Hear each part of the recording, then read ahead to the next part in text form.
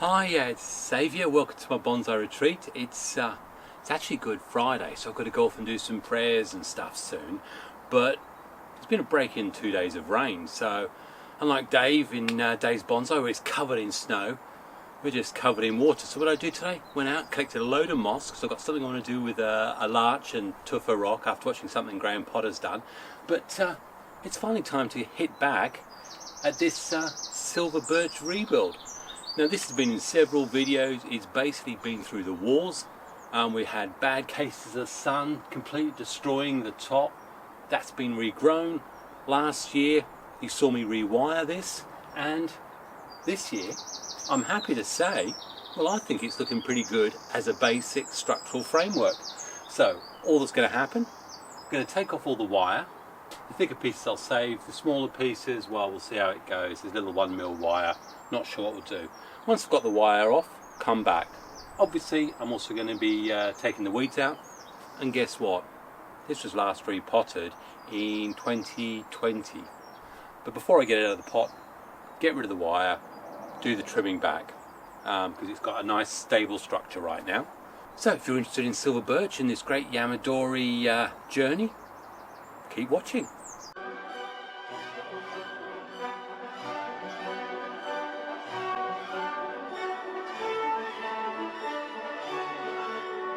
It's very hard to see all the branching, but this has all been rebuilt over the course of a year, and hopefully now that should be sufficient to give me the basic structure that I'm looking for. And from now I'm going to be probably clip and growing. I mean, not too bad, but we want to just try and get all these weeds out we can. We're going to be changing the soil, but this soil I want to recycle. The more weeds you get out, the easier that becomes. So I'm really intrigued to see how the roots are looking after 3 years. Oh, I can see a nice mat of roots under there. Okay, well, anyway, I'll continue to take this off. Again, it's another example of a tree that I really thought I'd lost. I've lost all that top, and you know, if it's healthy, you can rebuild. Steve Austin's the proof of that. Gentlemen, we can rebuild him. Okay, change of plan. I just, while looking at the weeds, I realised that really all I did is put a topsoil of akadama over the top to hide the fact that it was still the very much organic mud base that I did back in the 2020. As a result of that, and the fact we've got rain coming, I'm going to repot it now because the pruning can wait a day or two more. So should we pull this out and have a look and see just what's happened in 4 years and just how much my soil mix has changed? Now I've already gone round with a kama knife.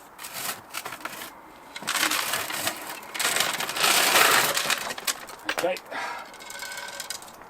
Alright, well, that's the pot. Bobcat root rake.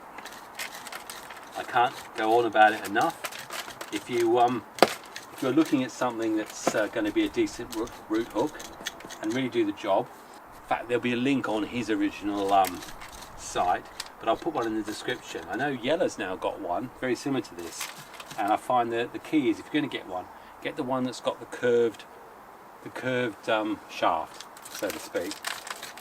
Seems to make such a difference. I've got a lot of mud right around the base here. Now I want to be a little bit careful because we've got fine roots and we've got quite a few roots, but I don't want to be breaking them up too much. Great big pebbles still. Yeah, so I don't think, I mean, I'll give you an idea what I'm talking about with mud. I mean we all know what mud looks like, don't we? Right around the base here, that is just, that's what happens when soil breaks down, and that would be the original compost. I mean, all under there is horrible soil, and what that means is you're not going to get any sort of free flow of oxygen, which the tree wants, and certainly you're going to get root rot. And what you want around there, underneath that lot, is a good solid development. So we've got some reasonable roots coming outwards, but I think this could be healthier. It's not my intention to do a video about roots and stuff, but what I will do is I'm going to give this a thorough clean. I'm going to work around it very carefully because, as I say, there is a very fine network of roots that have been building. nowhere near what you'd expect for something that's been in a pot for 4 years. And I think this is an exact, again, I keep showing these examples of some of these later trees I'm repotting that have been in my old mix, and you know, there just isn't that root growth that you really want. That's not to say it's not healthy, but you know, there's a clear relationship between a nice ramified root system and a ramified tree. I've got my primary, secondary branches. I'm looking to build ramification now, so my root system really should be set up already. Well, I'm really glad I didn't fool myself with that false topsoil. It's amazing if you forget you've done a top dressing and you forget where you are in your potting recycle. Even though it was in my database, I checked it, it said 2020, and I just didn't believe it because it looked in such good. But there we go. I've got a reasonable set of roots, but all I've got to do now, I've got some windy ones going round. I'm going to shorten them, but I'm a little bit wary about taking too much off.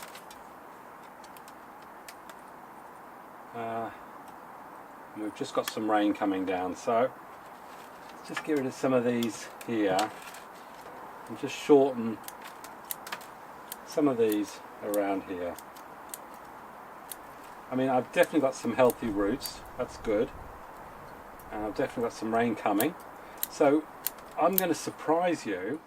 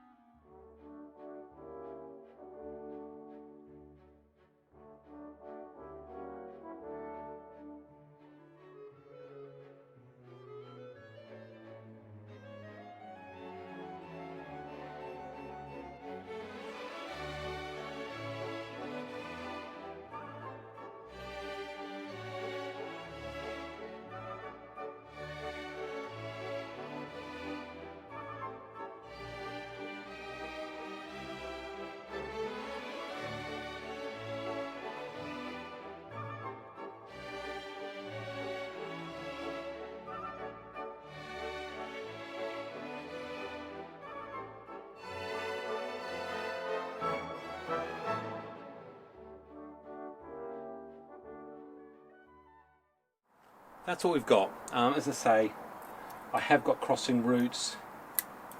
There are things that I think in a future repot I may seek to remedy, but for now, that's it. I've got an incredible pot to put it in. I'm going to take a chance. It's not shallow, but I think with that root structure, if it's tied in, it may work.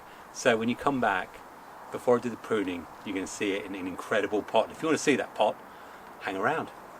I've just had to run in. It's raining like anything. That's the pot. You'll get to see it better in a minute. I've just dug in some basic soil mix in there, tied it in. Loving the way it looks. Got to get some moss on it, but really, I've got to get dry. And I don't want to ruin the camera. Thought I'd show you anyway because I'm so excited. Okay, well, that was an hour or so of heavy rain, and it looks like we've got a nice break. So you've got a peek of the pot, but what I am going to just do now is, now the buds still haven't opened up fully, although they're starting to show signs of opening, so I'm just going to be cutting back so that I've just got 2 from each that I want. I'm not going to go too heavily. I'm also going to remove any dead stuff, but I'm actually quite surprised that there is, actually it's done really well over the winter. I think I was going to talk about one point, and you can see it here. You've got this long length, 1, 2, 3, 4, 5, 6, 7 buds on it. The last 2 are actually shooting out green. I really want to bring those further back.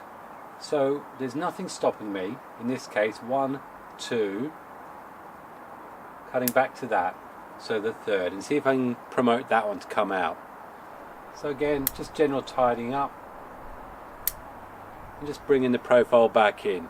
Key thing here, I am not going to prune it too heavily back, because I actually want lots of leaf growth, because although that root's okay, could be better. So I'm going to keep walking this thing round, and I'll come back to you when I've done the pruning. And the one thing that will happen is obviously if we just prune to one that's opening, it will push for a second one further back.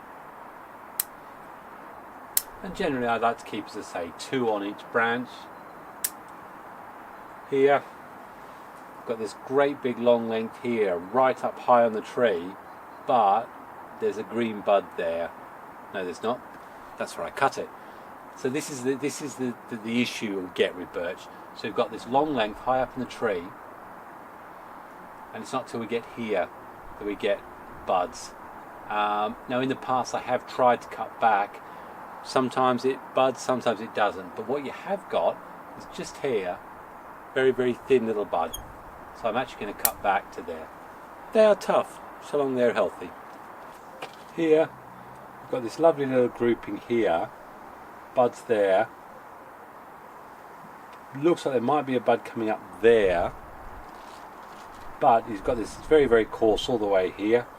So really, I'm going to take it back. Here, there's a very, very likely bud there. But there's nothing showing until up here. So I'm just going to take it back to there, where I know I've got a bud coming out. But that may be a case of wiring that branch in closer. Dead branch there by the look of it. Yep, it's dead. Again here, we have to come out a really long way along the branch. Got a bud here. Doesn't look like anything there, although what I'll say to you is that because of the way the branches form this white stuff over when they harden over, there could be a dormant bud just there.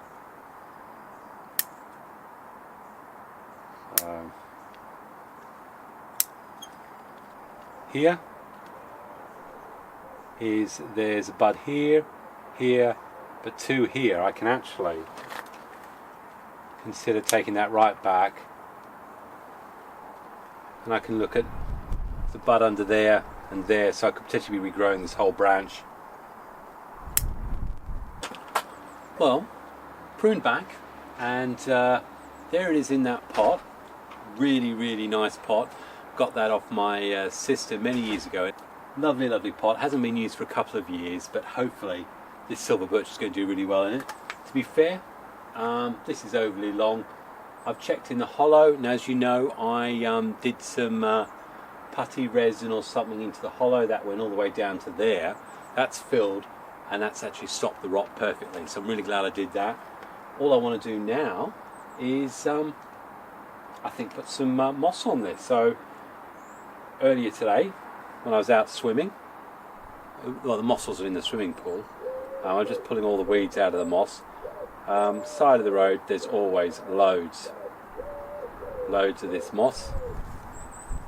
So, as I say, all I do try and do is pull out any of those weeds that might be in there.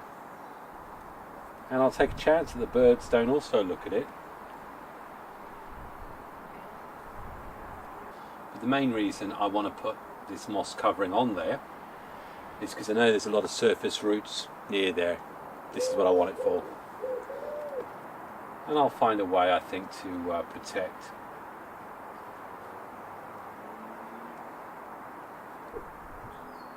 Anyway, I'll keep going around there, come back when it's done. Spray that down, and as I say, I'll probably find a netting for this one that I can put over the top to keep the birds off it. That's as far as I'm going on the top dressing. So, there it is. Top dressing on. I can't spin it, but to be fair, this is the front. What do you think of the pot? Do you think it's the right decision to go what is probably shallow for that root system? I actually have every confidence that the root system's fine. I've got lots of growth all over this tree, and I'm going to let it enjoy itself and enjoy life. I'm stoked. I'm over the moon. What do you reckon? Down in the comments, let me know. Be waiting to use this pot for quite a long time. So, short and sweet, but this is an update on the rebuild on the dead and dying silver birch that I got as a Yamadori. In fact, it's my first ever Yamadori dig, and I got it back in 2014. And between you, me, and the gatepost, I found it in a forestry planting. I know, never done that since, but I didn't know the rules then, honest gov. It's a fair cop. So if you've liked it, big thumbs up. And I'm sure if you want to follow this and see how it continues to develop, then you need to subscribe. And if you think other people may benefit from this one, then please share it via the various social media sites. But otherwise, thank you so much for taking the time to watch. I get a lot of enjoyment knowing, well, that you're putting up with my waffle. So continue to enjoy the rest of spring. Happy bonsai and God bless. Cheers.